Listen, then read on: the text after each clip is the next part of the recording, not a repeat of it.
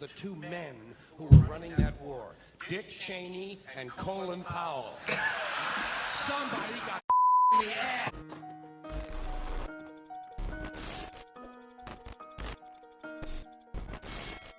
Yeah, thank you for commenting and letting me know, who George Carlin is and informing me and all that, because I had no idea who this guy is. Apparently he's one of the greatest comedians of all time. So I did some research, looked into it, and he really has a lot of respect in the comedy world. So yeah, man, so this is another suggestion, another comment from a subscriber. So, I'm gonna do it. I got y'all, so let's not waste no time. Let's get it. Damn, he's in Madison Square Garden.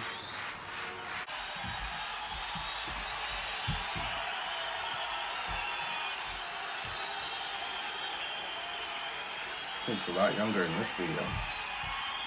He's an MSG too. That's big. Thank you. Thank you all. Thank you all. Thank you. And hello, New York. Hello, New York, and thank you. Yeah. Okay. It's been a little while. It's been a little while since I've been here, and a couple of things have happened in that time. I'd like to talk a little bit about the war in the Persian Gulf.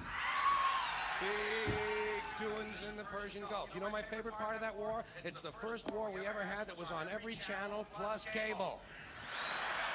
And the war got good ratings too, didn't it? Got good ratings. Well, we like war. We like war. We're a warlike people. We like war because we're good at it. You know why we're good at it? Because we get a lot of practice. This country's only 200 years old, and already we've had 10 major wars. We average a major war every 20 years in this country, so we're good at it. And it's a good thing we are. We're not very good at anything else anymore. Huh? Can't build a decent car, can't make a TV set or a VCR worth a fuck.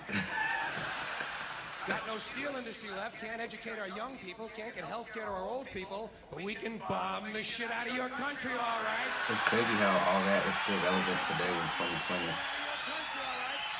Facts. Especially if your country is full of brown people. Oh, man. Oh, we like that, don't we? That's our hobby. That's our new job in the world, bombing brown people. Iraq, Panama, Grenada, Libya, you got some brown people in your country. Tell them to watch the fuck out, or we'll goddamn bomb them. Well, when's the last white people you can remember that we bombed? Can you remember the last can you remember any white people we've ever bombed? The Germans, those are the only ones, and that's only because they were trying to cut in on our action. They wanted to dominate the world. Bullshit, that's our fucking job. That's our fucking job. Yo, he's speaking facts. Now we only bomb brown people. Not because they're trying to cut in on our action, just because they're brown. Right. And you probably noticed I don't feel about that war the way we were told we were supposed to feel about that war, the way we were ordered and instructed by the United States government to feel about that war. You see, I'll tell you, my mind doesn't work that way. I got this real moron thing I do. It's called thinking. And I'm not a very good American because I like to form my own opinions. I don't just roll over when I'm told to. Sad to say, most Americans just roll over on command. Not me. I have certain rules I live by. My first rule, I don't believe anything the government tells me. Nothing. Smart. Zero. Nope. And I don't take very seriously the media or the press in this country, who in the case of the Persian Gulf War were nothing more than unpaid employees of the Department of Defense, and who most of the time function as kind of an unofficial public relations agency for the United States government.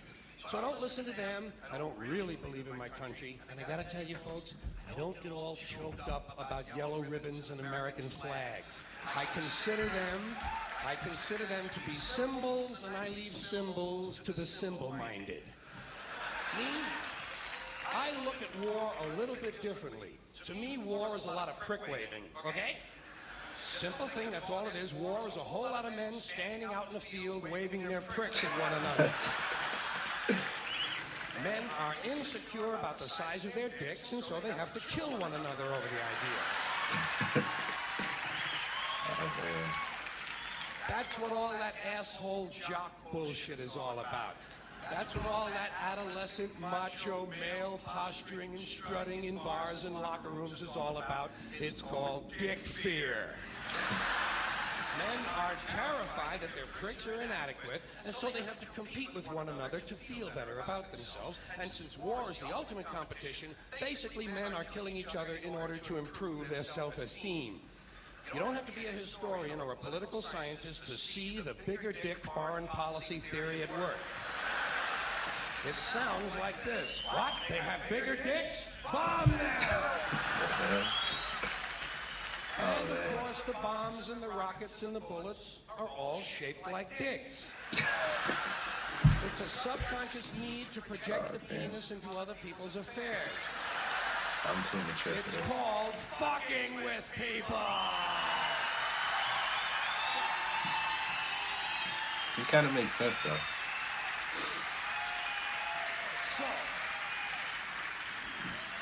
as far as I'm concerned, that whole thing in the Persian Gulf was nothing more than a big trick-waving dick fight.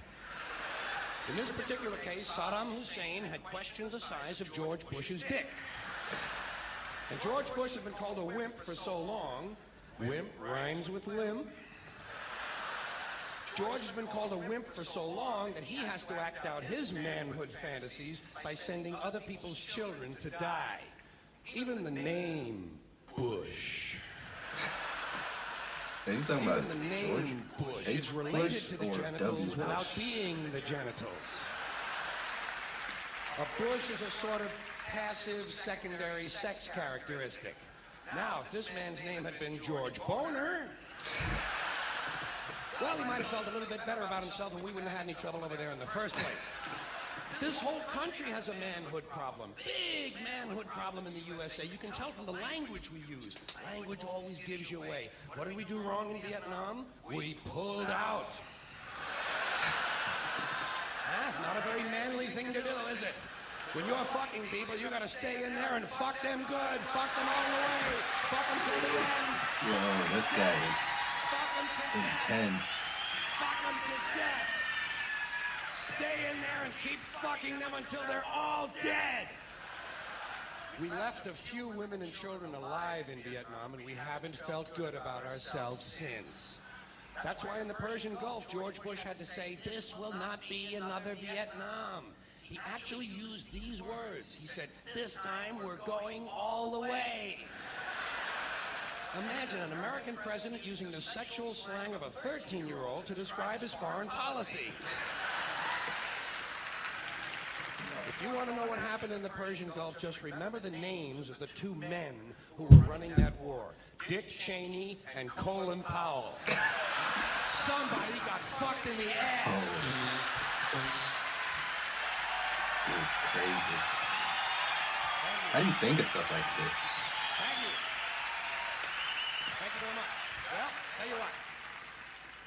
Now, to balance the scale, I'd like to talk about some things that bring us together. Things that point out our similarities instead of our differences. Because that's all you ever hear about in this country is our differences. That's all the media and the politicians are ever talking about, the things that separate us, things that make us different from one another. That's the way the ruling class operates in any society. They try to divide the rest of the people. They keep the lower and the middle classes fighting with each other so that they, the rich, can run off with all the fucking money. Fairly simple thing, happens to work.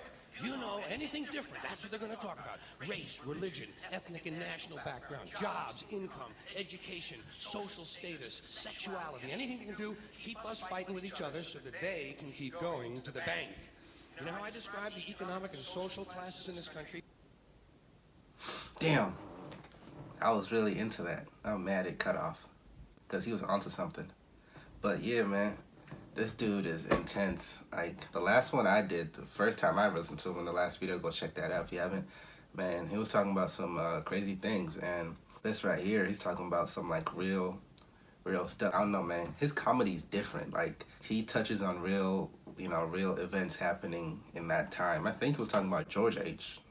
Bush, not W. Bush, because the Gulf War, I believe, happened in the 90s. But yeah, man, this dude is intense. He does not hold back. He's a different type of comedian. Like, if he was alive today, it would be different. I don't know if he'd be able to do it, you know, talk about all the stuff he's talking about here, now.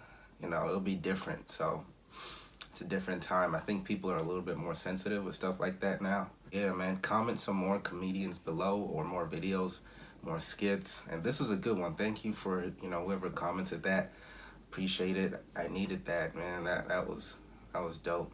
But yeah, man, comment below what you want to see next, and you know I got y'all in the next video. That's it. Deuce.